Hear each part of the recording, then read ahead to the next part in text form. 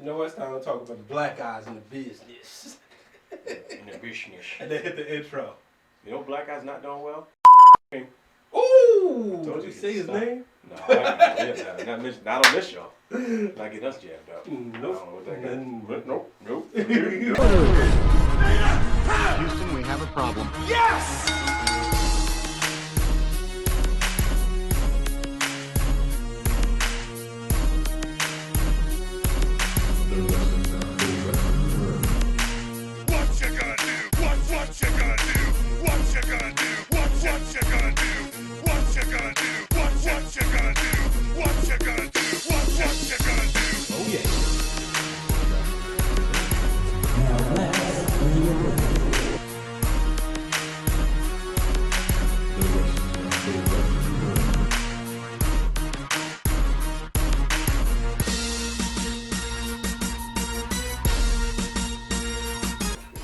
Hello, ladies and gentlemen. Welcome to this episode of the Wrestling Realm. I'm your host, Brian H. Waters, and of course, I'm standing next to the remarkable and impeccable 10 years in the business, the real Dwayne Allen. What's up, bro? What's up, brother?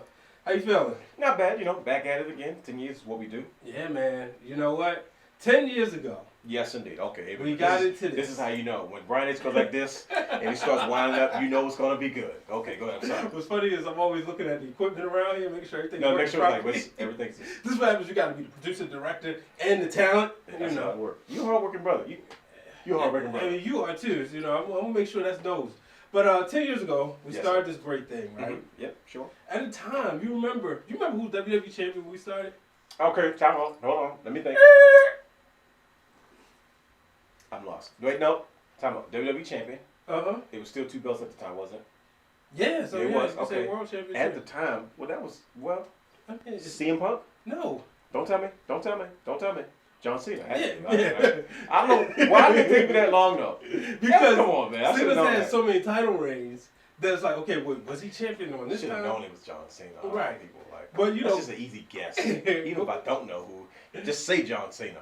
There you go. You couldn't have went wrong with that. Yeah. But I mean, even if you go back to the main event starts, when you first made your debut, and then boom, we had the show. John Cena was WWE champion. Well, my hat was still cocked to the side. You dare me do that again? I know, right? World champion at Yes. that time, Mm-hmm. I believe was I want to say it was Randy I was Orton. about to say, just say Randy Orton. You just Yeah. Because I was doing a feud with him and Christian. Okay. See, sure. now, right there, it could have been like that integral part, but it was Randy Orton. Well, anyway, when we first started, Right. the initial plan, we could break down the fourth wall, was to go the day after capital punishment, where there was a black man Yes, it was. by the name of R-Truth challenging John Cena during the height of the Little Jimmy era. Do you remember that was such a big deal, the fact that R-Truth was even in the WWE Championship? Mm-hmm. John Cena at that time? That's why I had to buy the shirt. I had a Little Jimmy shirt, and then, I wanted to, walk around school, because they told us we couldn't do an internship in wrestling, because they didn't think this stuff was serious. I mean, look, 10 years later, with what they watch basketball-wise, right? That was my famous line. You watch basketball wise. But, so talk about the show at hand. Later on that year, we saw Mark Henry win the World Heavyweight Championship. Yes, we did. Huge deal. Very big deal.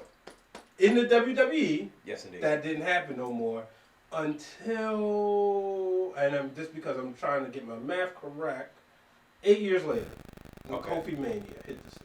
Okay, so could you be specific in what you mean by it didn't happen later? Because some people consider when The Rock won it again. Oh, shoot. That did happen in between. You're right. Thank you. There's an argument. Yeah, we will count that. Yeah, I So, right before the Wrestling Realm is graduating, during the time of our run, and reason why we had to kind of pause the show, because we was focusing on graduating from school, doing projects, Right. The Rock would get another title reign in there for about 2 months, going into WrestleMania 29. Absolutely.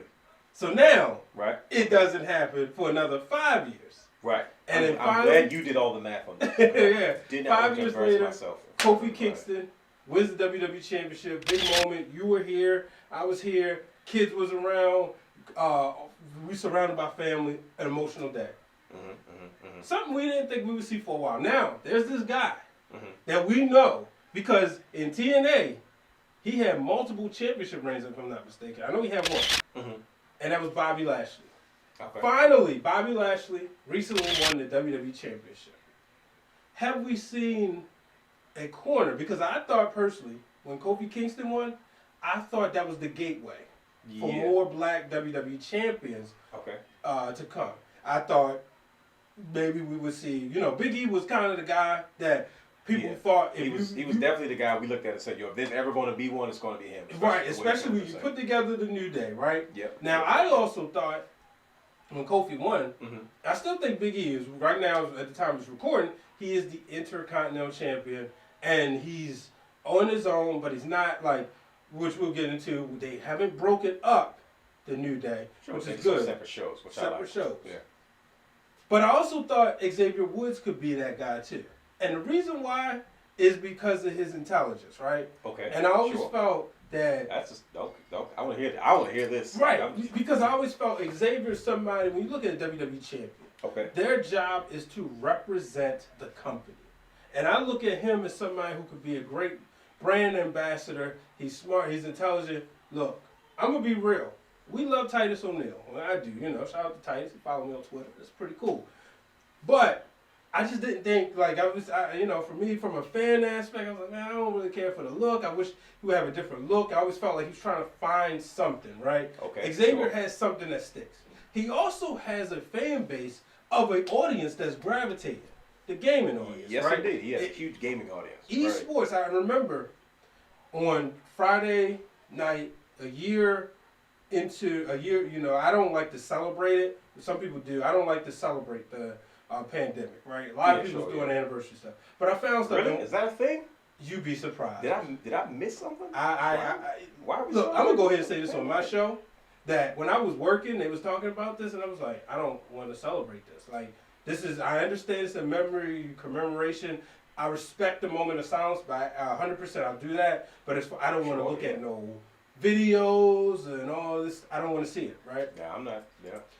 But one thing I remember, I did tweet from my time hop. Y'all better watch out for esports.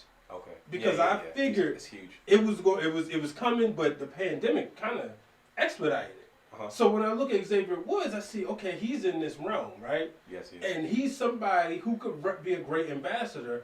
And Xavier Woods can work, right? He may be smaller, but he can work. He has charisma. Yep. Why not? As we see the landscape of WWE changing. But that's neither here nor there. We can talk about that later. When you look back at the night Bobby Lashley became champion, I want to know, what was you doing? I mean, obviously it was texting, but I think, and that was one of the moments where I think you may have been busy, so you was a little absent from the group chat, and I saw he was like, oh, spit, Bobby Lashley's WWE champion. But shout out to Two Champs from the Big Gold Belt podcast. He joined me on Break It Down with Brian H immediately after the show. That was really good, by the way. Thank you, appreciate it. Shout out to the Big Gold Belt podcast. I love what they do over there. What was your thoughts when you saw Bobby Lashley becoming the WWE champion? Well, one, it was shock. Let's get that situated first and foremost. Black world champions are not necessarily taboo, but we have always made the argument that there have been a ton of great black world champions that we did get, but we didn't see a whole lot of new black superstars that we saw as what the WWE's idea of what a world champion should be. There's plenty of talent that we've seen come and go that we thought this guy definitely could be world champion, because we've seen talent that have not been black world champions become world champions, and you go, well, they made it work. What's the reason or the excuse why they shouldn't be able to do it now? Yeah. Kofi's a guy, we always felt it, but then we thought his time was past. And then the circumstances in which he got into the Elimination Chamber match, which to me was kind of the stepping stone to prove that he belonged in the main event. Not only because of his tenure, but because of his body of work, his charisma, his crossover appeal, and what he can do for the company overall. I think about Booker T for one. Okay. Booker T, when he won the World Heavyweight Championship, when he won the WCW World Championship from Kevin Nash, it was a big deal. Because at the time, we still didn't have a whole lot of black world champions. And we're talking like maybe... So that was his first one, because I always get mixed up. Like, I know it was a 5-time. Booker T was his first one. I only remember one win. You got to remember that his world title run was during a time in WCW where it was kind of on his last legs. Okay, right. Remember that. If we're being completely honest, but that was Booker T where he cut his teeth as being a world champion, and then eventually when he did the same thing as world heavyweight champion in WWE, and then he had his Booker run, and all that stuff is. Mark Henry was a breath of fresh air because we didn't think that Mark Henry would be a guy. If you look at Mark Henry's debut, Sexual Chocolate, to where he was, Strongest Man, Sexual Chocolate, and then. Yeah, especially World's Strongest. I mean, just He came out when looking like an American Gladiator from 1993, but whatever. To where he became, where that Hall of Pain came from, like that whole idea, that whole look, that whole genre, that whole run of Mark Henry, you were like, oh yeah, this guy's definitely world champion before he eventually loses to Daniel Bryan. When Bobby Lashley won, well, excuse me, he lost. We were there. We were definitely there, and then Daniel Bryan cashed in. Yeah, because people gonna be in the comments section. I don't care what the people have to say about the comments. Who gives a crap? Like, comment away, please. But yes, he lost to Big Show. Beat Big Show. Mm-hmm. Daniel Bryan cashes in. No more BS, by the way. Yeah. Hey, Paul. Hey, Paul. So, Bobby Lashley winning, especially because it happened on Monday Night Raw. I was like, well, they're not going to do this. I'm like, they're not going to let Miz. Now, mind you, this is WrestleMania season, so they're trying to throw us off the center of what they plan to do for the Big Show. Yeah. Not the Big Show, but the Big Show as in WrestleMania.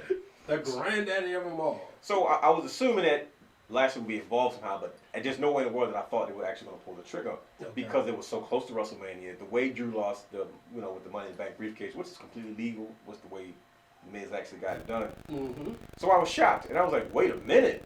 Did he just give us another African-American WWE champion? Now, we've always seen the World Heavyweight Champion tag, and we've always been openly acknowledgeable, I made that word up, about them not being afraid to give them that title, because we saw it with Mark Henry, and we saw it with Booker T, and then you saw it with Ron the Truth Kills, R-Truth, in TNA. Mm-hmm. He was a big deal. He was a black NWA World Champion. That's something they can never take away from him. So that's something that we didn't think that wasn't beyond us, but the WWE Championship seemed like it was so sacred because there weren't that many outside of The Rock, and it wasn't that many outside of, we just recently got with Kofi Kingston. So to see Bobby Lashley get to that point after his run in WWE first, and then his independent run, and then in TNA, back to WWE, and you look at him now, as far as his career is concerned, he's now one of the most decorated black champions in all of professional wrestling. To me, it was Booker T before him. Booker T, in my mind, was going to go ahead as going to be the most decorated champion, black champion we've ever had. Now it's Bobby Lashley. It's arguable because of WCW's Booker T's run in WCW, but if you look at every major championship that and companies concerned, he won almost every title in TNA. He won almost every title in WWE now. Outside of the Universal Championship, but it's not far away now. Now, is that fair to say, considering guys like Rock and Kofi didn't wrestle elsewhere? Now, you look at Kofi, right? Mm-hmm. Had every title, except, and then he would win the WWE Championship, but he's been a WWE guy. Mm-hmm. Now, he's probably somebody, if he would have went to TNA, sure, probably would have became a champion, right? Yeah, so it's that, I understand what you're saying about Lashley and Booker T, because it's fair, it's the truth. But do we take away a little bit of points from The Rock and Kofi as far as decoration as being the most decorated champions? Well, not really. When we talk about decorated, we're talking about how many titles they have. You know what I mean? Just the many. That's like saying, do we not consider the Dudleys or the Road Warriors the most decorated tag team champions because we like the Young Bucks? Now, if you look at all the titles that they won in every company, that's not nobody's fault that they only wrestle in one company. But you can't take away somebody else's because they're so decorated. Ultimo Dragon is one of the most decorated champions of all time. Ric Flair is one of the most decorated champions of all time. Jerry the King Lawler, arguably one of the most decorated champions of all time. We don't know all the championship titles, but when you look at their body work and how many championships they won, and we're not even talking about his independent career. We're talking about just his body work during his prime.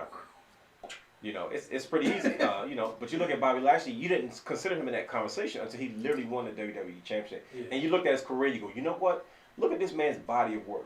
It's a big deal. Mm-hmm. It's a very big deal. So now, moving forward, right? We starting to see black wrestlers. And some people may say, okay, maybe it's WWE's finally waking up. Sure, okay. In response to all the stuff going on with social justice.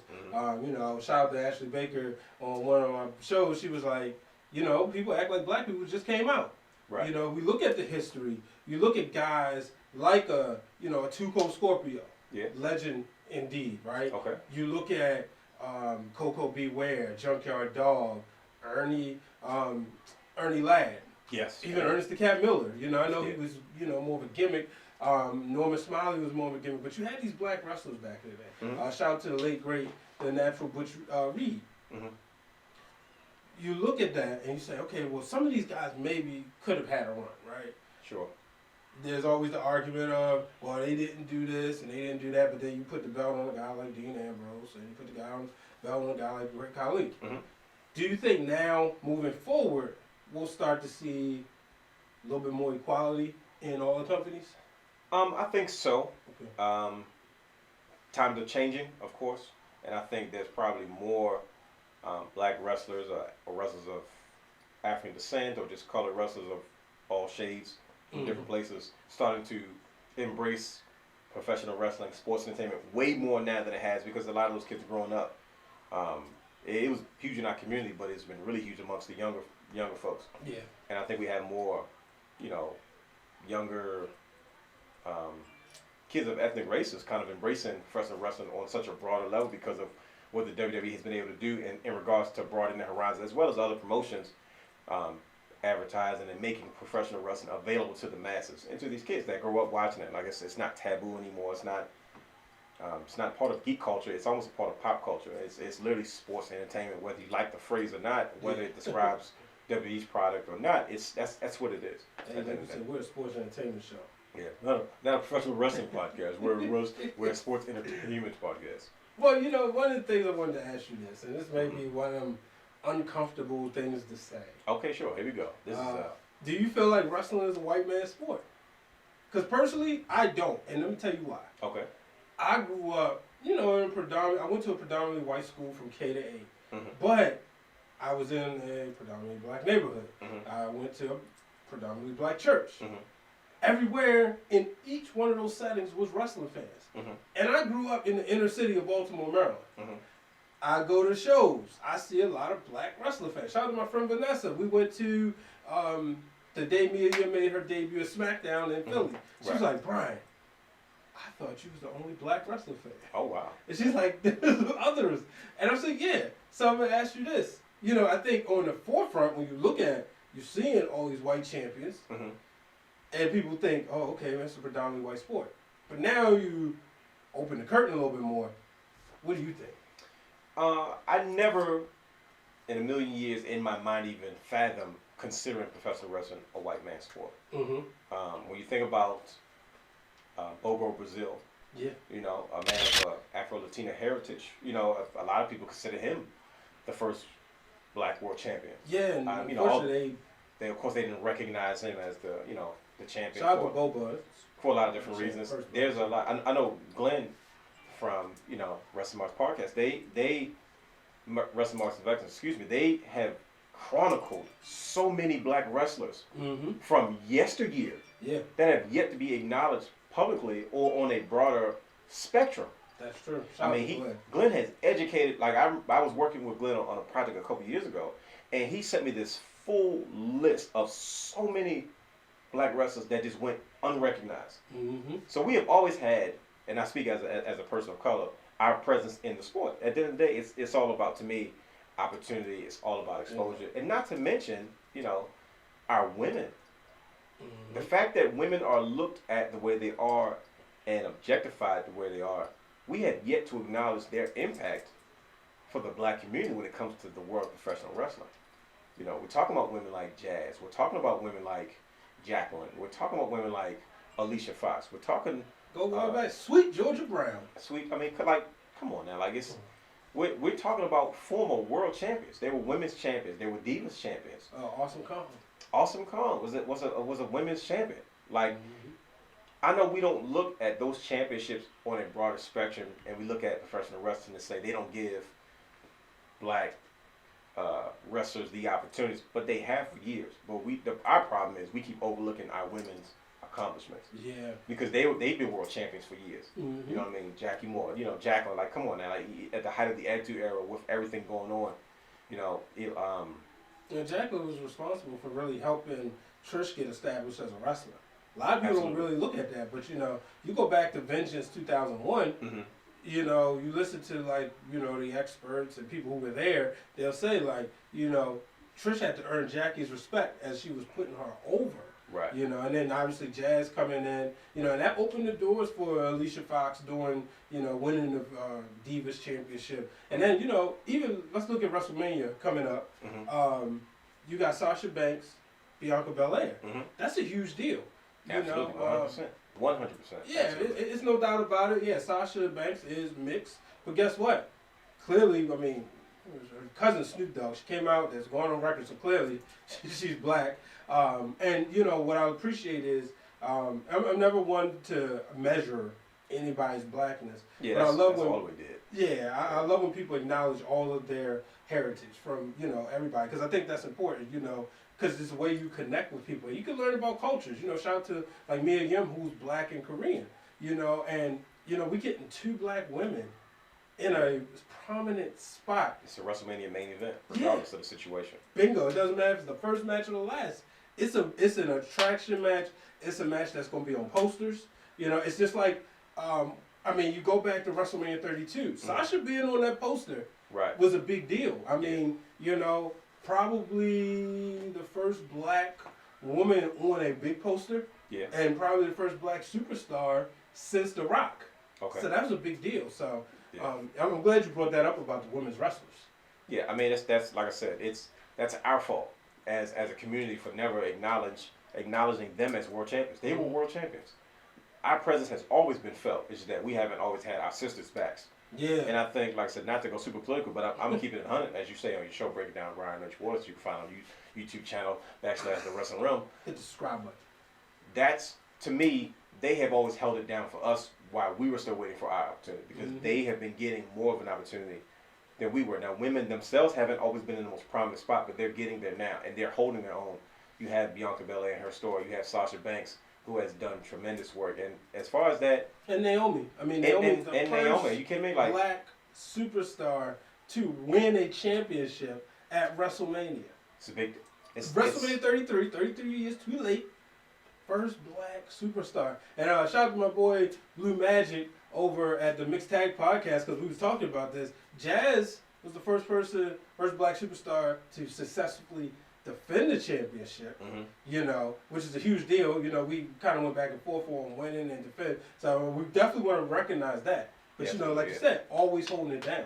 Yeah, the black women have had a number of different milestones to me that has contributed to the conversation of a black world champion. It's not confined to the men.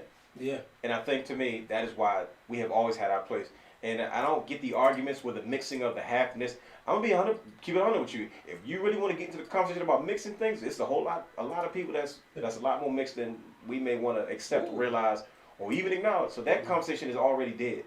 Yep. That's why I've always acknowledged The Rock as a black world champion, regardless of the situation. I don't care if his mother Simone, his father was black.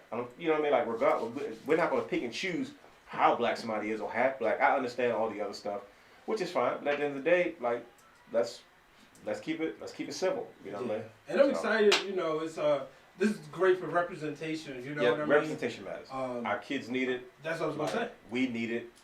This country needs it. This world needs it. It does. You know, every time my daughter sees Sasha Banks, Naomi on TV, she stops at her tracks. She's watching. Yep. You know, my son being able to see Kofi Kingston. You know, you was right there. Yeah. Seeing Kofi Kingston win the WWE Championship at WrestleMania. Yep. You know, knowing that Bobby Lashley became the WWE Champion on Raw. To me, I honestly liked it better than if he would have won it on a pay-per-view, considering the storyline, considering he was a heel and everything. Right. I felt like, okay, you know, you go back into like the TV rating days. Yeah. That's a Bischoff moment, and I can understand why it was more important to do it on TV rather than the pay-per-view. Makes sense. Yep. Any final thoughts? Oh man, I mean, this is a conversation we can have for 6 hours. Yeah, you know what I mean? We're talking about 2 black guys talking about black wrestlers. It's one of my favorite subjects to talk about. Kofi Kingston versus Daniel Bryan at WrestleMania. My all-time favorite WrestleMania moment. Daniel Bryan, first and foremost. Need I say more? And then Kofi Kingston, that trumped out Shawn versus Brett WrestleMania 12. That officially, Daniel, don't disrespect it now. I'm not going that far. But that, for me personally, was my favorite WrestleMania. No, okay, all right. No, you ain't walking off the set this time. I was ready to do what you do to me. I was ready to walk off. Like, I was just... Nah, but you know, I mean, the Shawn Michaels, that was good. It was I like WrestleMania. It was my favorite match. But I think we both agree. Now we both got a. Oh yeah, that's it. I think it has to be. Yeah, I mean, it just has to be. It was so much. It was so much to it. It meant so much to our community. It meant so much to wrestling fans in general, not just our community. But I always bring up this point. I was in the store the day before wearing my WrestleMania 28 shirt. In WrestleMania, he wears WrestleMania shirts around WrestleMania time. In case you don't know, I wear WrestleMania shirts all year round. Shout out to Chalkline, yeah. You know, and the WWE shop. But I was wearing my WrestleMania shirt, and I went to McDonald's first. Okay. It was a white man came up to me and said, "You going tomorrow?" You know, it was in New York. Yeah. I ain't even gonna put the person out there. The reason why I ain't going, but so I didn't go to the show. So, you know, I was like, all right, no, I'm not going, but I'm excited. I'm going to have my friends over, my family, whatever. Oh, yeah, cool. Man, I hope Kofi gets it. And, you know, sometimes let's be real. Sometimes you look at people, you say it's going to be black, or you really believe it? You really? You know? Black. So then I go to BJ's. Yeah, okay. Older white lady, probably in her 60s, 70s. And she says, yeah, I'm excited for tomorrow. Man, I really hope Kofi gets it. And, you know, and that obviously, Daniel Bryan, for people who don't know, is my favorite wrestler of all time. That moment right there elevated him. Oh yeah, you know, it's like one of those things. Like he's forever a part of history. Yeah, he's a part of history, and it was like, thank you. You know, because he understood. You did that for And he's been in Kobe's position before. It just made sense. It just made sense. And if you notice, he never played that race card. No. And I thought he done it with a lot of taste. I was at the Go Home SmackDown. And he kept saying, Kofi, I was there, chanting for these people, listening to these people's approval. But, you know, maybe just a B-plus player. Maybe just can't get, but he never said it was because you're black. You know, and that's what irritated us. We could be real with Triple H and Booker T. Yeah, there was a lot of implications. Yeah, if you wasn't, and I always say this, if you wasn't going to go there, don't go that far. Sure. You shouldn't have went that far, period. Right. Especially, you know, shout out to Conrad Thompson, because he was letting Bruce Prichard have it, too. I bet he was. He was like, no, well, why did you have to say this? Well, no, but y'all didn't have to do that. So, I know a lot of people stopped watching wrestling because of that. You know, so. It happens. Yeah. But, folks, that'll do it for this special, you know, the Wrestling Realm. This episode, we wanted to talk about black wrestlers. As we, 10 years in the game. Yeah, we're going to keep saying it because guess what? It's a milestone. Consistency and content is king. Make sure you subscribe to the show. That way, you never forget an episode. Turn on that bell notification. And you know what? I like talking to people. So go ahead and tweet us at Wrestling Realm. If you dislike it, you don't like, be respectful. But let's have a conversation. Drop it in the comments. We respond. We're not too big. Well, we don't reply to comments. Yeah, I don't know who does that. Right. At first, I thought you were about to say something wrong. No. See, you think you know stuff, and then you don't. Just when you think you've got the answer, I changed the question.